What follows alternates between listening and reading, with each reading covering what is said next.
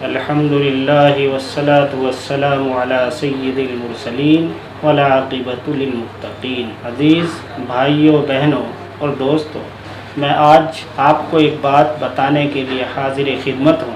میری بات وہ یہ ہے کہ آج ہمارے بہت سارے دوست بھائی بہن پریشان نظر آتے ہیں، بلکہ ایک واقعہ تو ایسا پیش آیا بھی کہ ان کا عالیشان گھر ہے اور وہ مجھ سے کہنے لگے بھئی اس گھر میں کچھ ہے، ہم اس کو چھوڑ دیں، کرائے پر رہنے کے لیے مجبور ہیں۔ تو مجھے خیال آیا کہ اس کے بارے میں بھی اپنے بھائی بہن اور دوستوں کو اچھی کوئی بات جو ان کے لیے نفع بخش ہو وہ بتا دینی چاہیے۔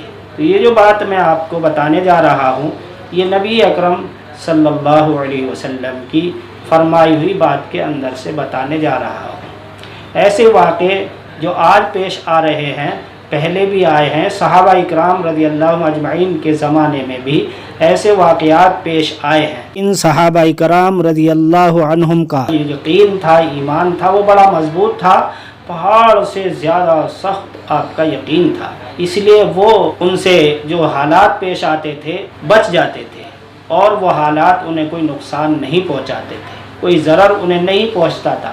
ایک مرتبہ صحابہ اکرام رضی اللہ عنہ کی جماعت ایک بیابان جنگل کے اندر ایک درخت کی طرف گزر ہوا۔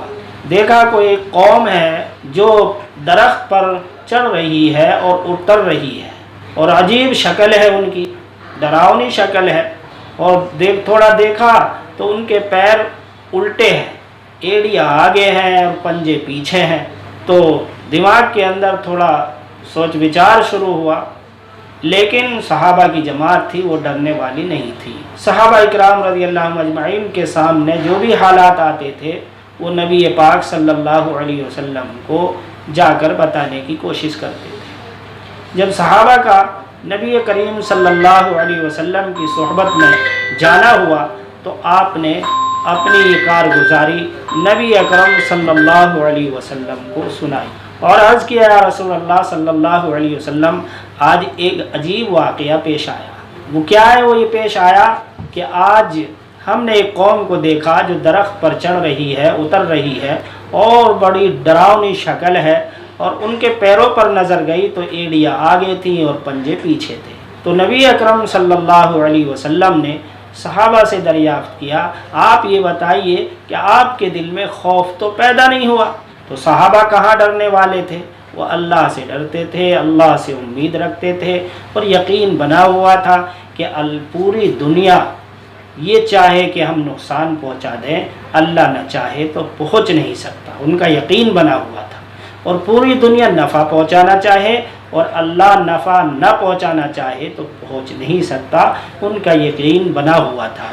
اس لیے نبی اکرم صلی اللہ علیہ وسلم سے صحابہ نے عرض کیا یا رسول اللہ صلی اللہ علیہ وسلم، ہمارے دل کے اندر کوئی خوف پیدا نہیں ہوا۔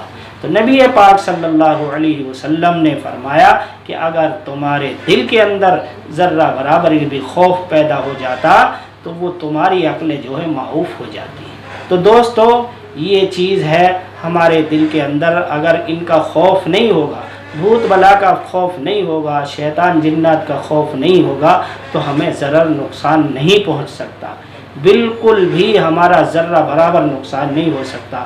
آج ہم دیکھتے ہیں ہمارے دوست بھائی بہن بہت سارے پریشان ہیں، کوئی کہیں جا رہا ہے، کوئی کسی کے پاس جا رہا ہے، کوئی بتا رہا ہے جادو ہے، کوئی بتا رہا اوپری آسیب ہے، کوئی کچھ بتاتا ہے، اور لوگوں میں اور پریشانی بڑھتی جا رہی ہے۔ بہت لوگ پریشان نظر آتے ہیں، اس لیے میں نے یہ نسخہ آپ کے سامنے پیش کیا، اور اس میں کوئی کسی کا محتاج بھی نہیں ہے، کوئی دعا سیکھنی بھی نہیں پڑ رہی ہے، اور کوئی منتر بھی یاد کرنا نہیں پڑ رہا ہے، بلکہ اپنے دل کو مضبوط بنانا پڑ رہا ہے، اپنے دل کو مضبوط کرنا پڑ رہا ہے۔ کسی کا خوف دل کے اندر نہیں ہونا چاہیے۔ اور یہ چیز جو آج ہمارے دل کے اندر خوف ہے، یہ جو ہے ہمارے بچپنی تربیت ہے۔ جو بچپن میں تربیت ہو جاتی ہے وہ بہت مشکل سے نکلتی ہے۔ ابھی 2-4 روز پہلے ایک جگہ میں جانا ہوا تو ایک چھوٹی سی بچی وہ بار بار کہتی تھی کہ ادھر بھوت ہے، ادھر بھوت ہے۔ اب جب اس کو یہ بات ذہن کے اندر بیٹھ گئی تو اب کہاں نکلنے والی ہے، اس کے لیے تو محنت کرنی پڑے گی۔ اس لیے اپنے بچوں کو بھوت پریت سے، کسی چیز سے بالکل نہ ڈرائیں۔ اگر ڈرانا ہی ہے تو اللہ سے ڈرائیں، اللہ تعالیٰ کی ذات کو پہچانوائیں، اللہ کی وحدانیت کو، اللہ تبارک و تعالیٰ کی طاقت کو اپنے بچوں کے اندر بٹھائیں، تو انشاءاللہ العظیم پھر ہمیں کسی کے پاس جانے کی ضرورت نہیں پڑے گی اور کسی کے سامنے رونا نہیں پڑے گا کہ بابا جی یا ہمارے مولانا جی، اس طریقے سے ہمیں خوشامد کرنی نہیں پڑے گی۔ سب سے پہلی جو چیز ہے اپنے یقین کو مضبوط کر لینا ہے۔ جب یقین مضبوط ہو جائے گا، ہر ایسی چیز کے نقصان سے، ضرر سے ہم محفوظ رہیں گے۔ یہ نسخہ آج ہم نے آپ کو دیا ہے، امید ہے کہ آپ اس پر توجہ فرمائیں گے اور اپنے بچوں کی تربیت اس واقعے کو پڑھ کے، اس واقعے کو سن کے اور اس پر جو ہے اس کے تحت اپنے بچوں کی تربیت فرمائیں گے۔ اللہ سے امید ہے کہ اللہ تبارک و تعالی ہم سب کو عمل کرنے کی توفیق نصیب فرمائے۔